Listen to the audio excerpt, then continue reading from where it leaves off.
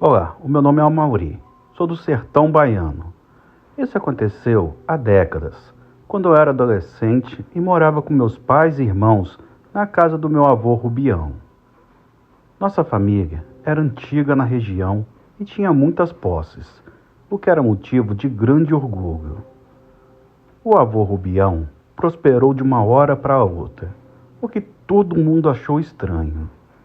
Ele conseguiu um empréstimo de um fazendeiro velho e sovina, a juros quase zero.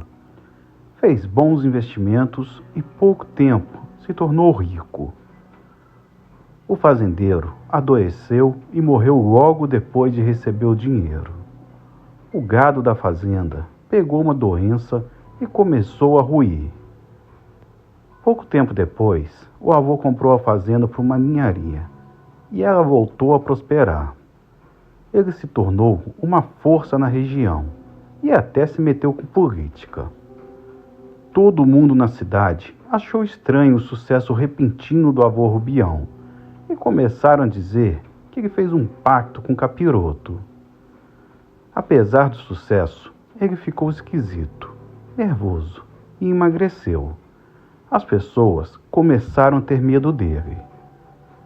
Quando o avô morreu, surgiu uma lenda na região.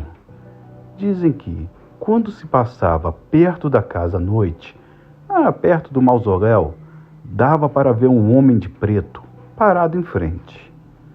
O meu pai contava que, por um bom tempo, ninguém visitou a casa e alguns empregados pediram as contas. Levou tempo até que o meu pai conseguisse diminuir a fama ruim da casa. Ele dizia que o avô Rubião era um homem bom, trabalhador e que nunca fez nada de errado. Eu também nunca acreditei nessas histórias, mas o povo ainda acreditava. Quando eu era criança, havia um quarto na casa onde meu pai se trancava ao menos uma vez por semana. As janelas viviam fechadas e com as cortinas tampando quase tudo. Eu sempre fui curioso sobre esse quarto, mas sempre que tentava seguir meu pai, ele ficava bravo e me mandava sair. Quando eu perguntava, ele mandava eu parar de ser curioso, dizendo que, quando tivesse que saber, eu saberia. Bom, deixei isso quieto por muitos anos, mas uma coisa estranha começou a acontecer quando eu fiquei mais velho, mais ou menos nos meus 16 anos. Eu comecei a sonhar com um homem de preto. No sonho, eu estava do lado de fora da casa, sozinho, à noite. Eu chegava de algum lugar e passava perto do mausoléu. Lá, eu parava e ficava olhando para o mausoléu do escuro. Eu sentia medo. Então, a porta do mausoléu se abria lentamente e um homem de terno, muito grande, de pele branca como papel, saía de lá.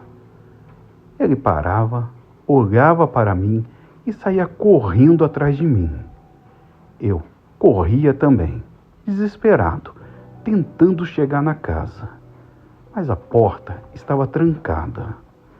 Eu gritava e ninguém me atendia. Quando o homem de preto, que estava a ponto de me alcançar, eu acordava suando e tremendo de medo. Eu contei esses sonhos para o meu pai, mas ele só balançava a cabeça e dizia para eu esquecer isso. Mas os sonhos continuaram, e com eles uma sensação de que havia algo muito errado naquela história. Eu fiquei semanas sonhando com esse homem de preto. Os sonhos eram sempre os mesmos. A corrida desesperada, a porta trancada, o homem quase me alcançando. Meu pai notou que eu andava abatido e perguntou o que estava acontecendo. Decidi contar a ele sobre os sonhos, esperando que ele pudesse me dar alguma explicação, ou, ao menos, me acalmar. Meu pai ouviu tudo com atenção, mas no final disse que eu deveria estar apenas cansado. Ele sempre tinha uma resposta prática para tudo. No entanto, Quando perguntei se ele já tinha visto tal homem de preto, ele desconversou, dizendo que tinha muita coisa para fazer e saiu. Eu não engoli essa história. Parecia que ele estava escondendo algo. Eu decidi que precisava descobrir por conta própria o que estava acontecendo, especialmente com aquele quarto misterioso. Nos dias seguintes, passei a vigiar o quarto esperando uma oportunidade para entrar. Toda vez que meu pai saía, eu corria até lá, mas a porta estava sempre trancada. Mas, como sempre me dizia, paciência muitas vezes é recompensada. Uma noite, meu pai chegou tão cansado do trabalho que deixou tudo esparramado na mesa do centro da sala e se jogou no sofá. Para minha sorte, ele deixou as chaves à mão. Aproveitei a oportunidade, peguei as chaves e corri para o quarto. Eu fiquei nervoso ao tentar encontrar a chave certa, mas por um tempo consegui abrir a porta. A decepção foi enorme. Pensei que o quarto guardava algo esquisito, mas não havia nada de extraordinário. Comecei a vasculhar o quarto, tentando encontrar algo escondido. Olhei o piso, as paredes, mas nada. Então, me voltei para o armário, que estava trancado com um cadeado. Peguei as chaves novamente e tentei encontrar alguma que se abrisse, mas na ansiedade, a chave caiu no chão. Ao me abaixar para pegá-la, notei algo estranho no chão. Tirei o tapete e vi símbolos estranhos em vermelho, algo que nunca havia visto antes. Eu senti um calafrio. Aquilo não parecia coisa boa. Lembrei das histórias sobre minha família, sobre o pacto com o diabo, e comecei a pensar: e se for verdade? E se meu pai tiver herdado isso? Eu senti um mal-estar, minha vista escureceu e um peso enorme na cabeça e no peito. Balancei e quase caí, só me apoiando no armário. Foi aí que a desgraça começou. Enquanto tentava me recuperar, comecei a sentir que estava sendo observado. A luz apagou do nada. Tomei um susto enorme. Eu não tive coragem de me mexer, porque a sensação de ser observado continuava cada vez pior. Decidi que precisava sair dali. Dei 2 passos e parei. Senti um arrepio e um frio que subiram pela espinha. Em seguida, senti um toque pesado no ombro.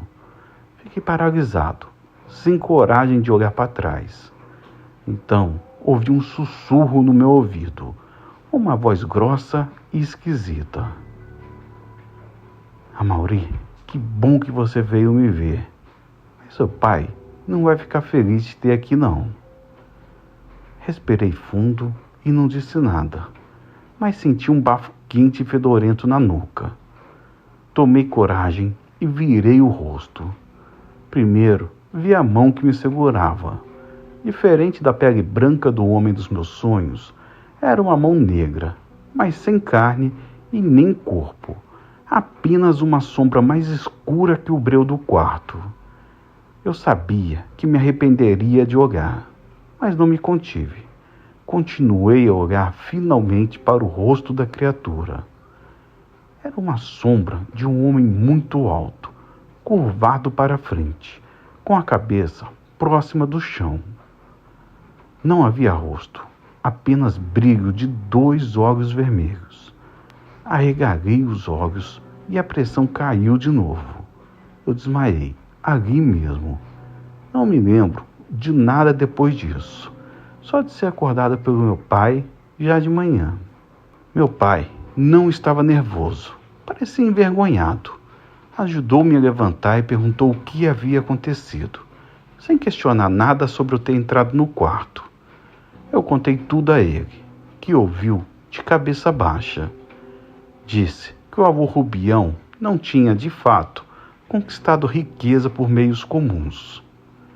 Contou que, na época, o avô estava passando por uma pindaíba danada.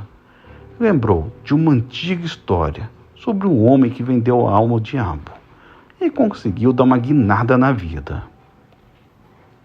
O pacto não falhava. O tinhoso dava tudo em vida: dinheiro, poder e influência. Mas o preço era a alma. O avô pensou na situação difícil e decidiu que não tinha nada a perder. Foi a uma encruzilhada de madrugada, chamou o diabo 3 vezes e o pacto foi consumado. Ele só teria um ritual semanal, onde deveria realizar um sacrifício sem entrar em detalhes. Meu pai disse que a prosperidade veio rápido, mas que o preço começou a ser cobrado. Ouviu aquilo horrorizado. Não podia acreditar que minha família tinha se metido com isso. Quando meu pai terminou, eu só me levantei e saí. Os dias seguintes foram horríveis. Não conversava mais com meu pai. Tinha perdido completamente o respeito.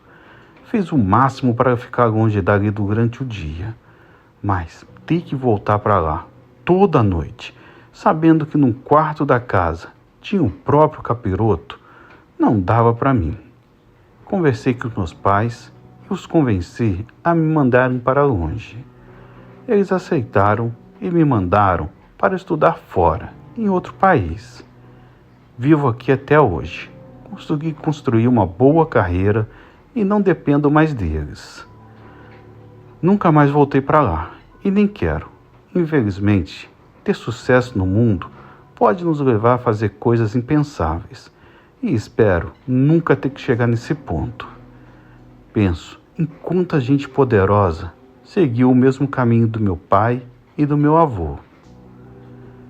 Bom, esse foi o meu relato. Uma boa noite a todos.